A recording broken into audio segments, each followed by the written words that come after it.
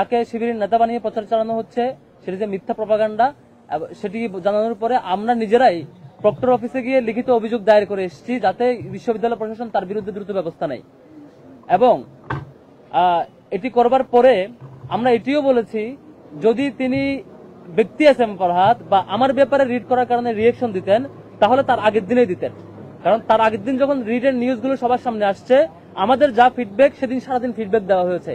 আমার দিক থেকে আমি তাকে ওয়েলকাম করেছি, শুভেচ্ছা জানিয়েছি এবং বলেছি যে কোর্টে যে রায় হবে সেটি মেনে নিব, সেভাবে ওয়েলকাম করেছি। আমাদের রিয়েকশন সেদিনই আসার কথা। আমাদের কোনো জনশক্তি, কোনো ম্যান পাওয়ার থাকলে ব্যক্তি এস এম ফরহাদের বিরুদ্ধে যখনই রিট হয়েছে তখনই সেই ব্যাপারে তার একটা রিয়েকশন আসবার কথা। সেদিন একদিন পার হয়ে 24 ঘন্টারও অধিক সময় পার হয়ে দুই দিন পার হয়ে পরের দিন যখন ডাকসু স্থগিতের ঘোষণা আসছে, তখন যখন কোনো শিক্ষার্থী রিয়েকশন দেয়, তাহলে বুঝতে হবে তিনি এমন একজন শিক্ষার্থী যিনি ডাকসুর ব্যাপারে কনসার্ন, আমার ব্যাপারে কনসার্ন না, এমন কেউ একজন। এটা খুবই ক্লিয়ার সহজ আর্গুমেন্ট। এই জিনিসটা কালকে বুঝাবার পরেও, ক্লিয়ার করে বলবার পরেও একটা পক্ষ তাদের রাজনৈতিক দেউলিয়াত্বের বহিঃপ্রকাশের জন্য তারা তাকে শিবির বানিয়ে প্রচার চালিয়েছে।